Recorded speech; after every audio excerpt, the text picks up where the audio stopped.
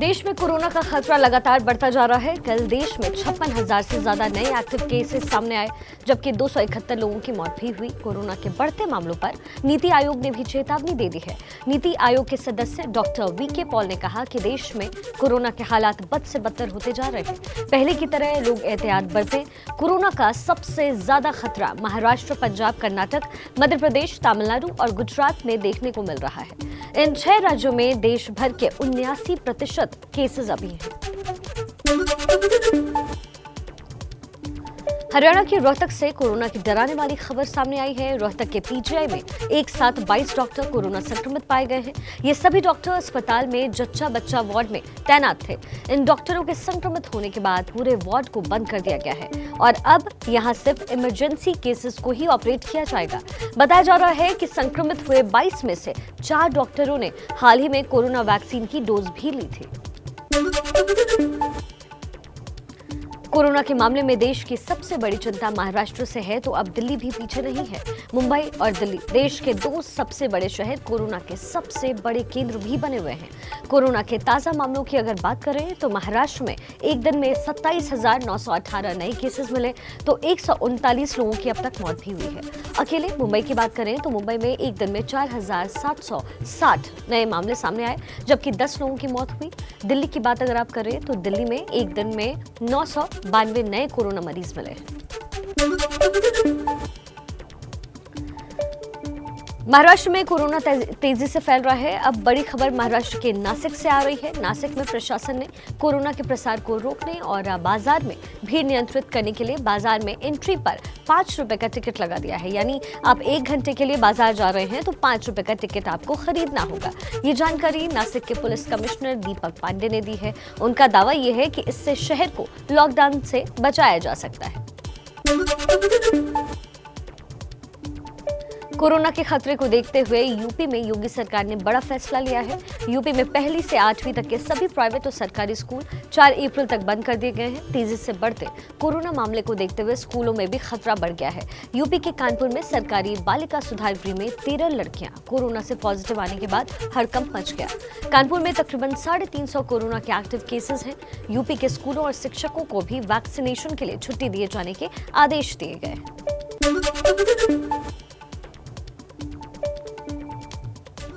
हरिद्वार में कुंभ मेला में भी कोरोना का खतरा बढ़ गया है। हरिद्वार में एक आश्रम में 32 श्रद्धालु कोरोना पॉजिटिव आने के बाद हड़कंप मचा। कुंभ में कानून व्यवस्था का जिम्मा संभाल रहे आईजी संजय गुजराल ने भी सभी आश्रम संचालकों से श्रद्धालुओं की थर्मल स्कैनिंग करने की सलाह दी है। कुंभ में जाने वाले सभी श्रद्धालुओं के लिए पहले से गाइडलाइंस भी जारी कर दी गई है। दूसरे शहर से कुंभ में जाने वाले सभी श्रद्धालुओं को 72 घंटे पहले कोरोना का RT-PCR टेस्ट भी करवाकर नेगेटिव रिपोर्ट दिखाना जरूरी है। मध्य प्रदेश के दमोह में विधानसभा उपचुनाव के लिए सीएम शिवराज सिंह चौहान राहुल लोधी के नामांकन और राहुल गांधी के नामांकन और प्रचार के लिए पहुंचे, जहां काफी कम लोगों ने मास्क लगा रखा था। मंच पर सोशल डिस्टेंसिंग नदारत दिखी। शिवराज सड़क पर बच्चों से भी मिलने गए और हाथ भी मिलाया। ये लापरवाही तब दिखी जब एमपी में 24 घंटे में 2173 नए केसेस सामने आए। पिछले हफ्ते ही सीएम शिवराज सिंह लॉकडाउन जैसे सख्त कदम की बात कर रहे थे, लेकिन चुनावी सभा में आते ही शिवराज अपनी ही बातों पर अमल करना भूल गए।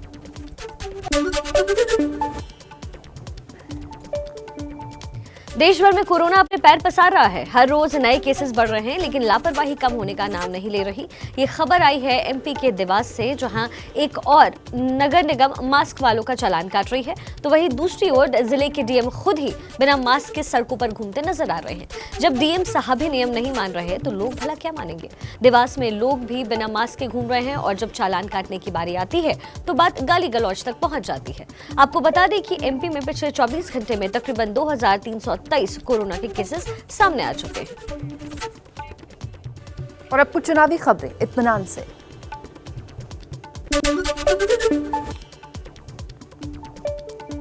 बंगाल में कल दूसरे चरण के लिए मतदान होना है। कल बंगाल की 30 सीटों पर वोट डाले जाएंगे, लेकिन कल सबसे अहम सीट नंदीग्राम है, जिस पर सबकी निगाहें टिकी हुई हैं, क्योंकि बंगाल की मुख्यमंत्री ममता बनर्जी की प्रतिष्ठा इस सीट पर दांव पर है। नंदीग्राम सीट पर ममता की टक्कर बीजेपी के शुभेंदु अधिकारी से है। वहीं लेफ्ट से मीनाक्षी मुखर्जी नंदीग्राम से उम्मीदवार हैं। नंदीग्राम सीट पर अभी बीजेपी के पास हैं शुभेंदु अधिकारी, यहां से बीजेपी विधायक हैं। बंगाल में दूसरे चरण की 30 सीटों पर कल वोटिंग होगी, लेकिन उससे पहले ममता बनर्जी ने गोत्र कार्ड खेल दिया। ममता ने कहा कि अपना गोत्र मैं मां, माटी और मानुष बताती रही हूं, लेकिन मेरा असल गोत्र है शांडिल्य। ममता के गोत्र पर अब बीजेपी पलटवार करने में जुट गई है।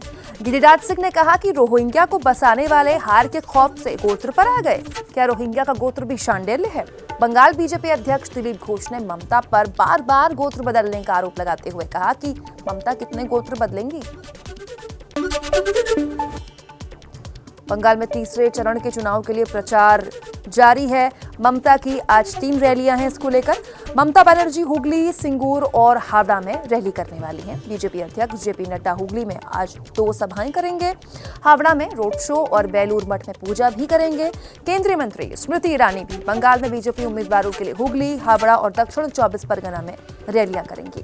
बीजेपी के स्टार प्रचारक रवि किशन ग्रेटर कोलकाता में आज वोट जुटाएंगे। ममता के भतीजे अभिषेक बनर्जी आज कूच बिहार और अलीपुर द्वार में रैली करेंगे। असम में तीसरे चरण के चुनाव के लिए आज अमित शाह और राहुल गांधी की ताबड़तोड़ रैलियां हैं। शाह चिरांग और कामरूप जिले में रैली करने वाले हैं, तो वहीं राहुल गांधी की भी आज कामरूप और नलबड़ी जिले में रैलियां हैं। राहुल कामाख्या मंदिर में दर्शन भी करेंगे। खराब मौसम की वजह से राहुल गांधी कल असम नहीं आ पाए थे रैली करने के लिए। इसके अलावा प्रदेश के मुख्यमंत्री शिवराज सिंह चौहान भी आज असम में होंगे। गुवाहाटी में शिवराज की रैली भी होनी है। असम में कल दूसरे चरण के लिए 39 सीटों पर वोट डाले जाएंगे। 6 अप्रैल को तीसरे चरण के लिए असम में वोटिंग है। यूपी के सीएम योगी आदित्यनाथ आज तमिलनाडु और केरल दोनों जगहों पर धुआंधार प्रचार करेंगे।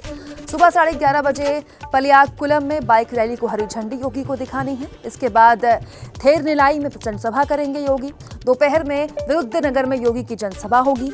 रक्षा मंत्री राजनाथ सिंह भी आज तमिलनाडु में प्रचार करेंगे। 2 जगह रैलियां कर बीजेपी उम्मीदवारों के लिए रक्षा मंत्री वोट जुटाएंगे। वहीं प्रियंका गांधी के केरल दौरे का आज दूसरा दिन है।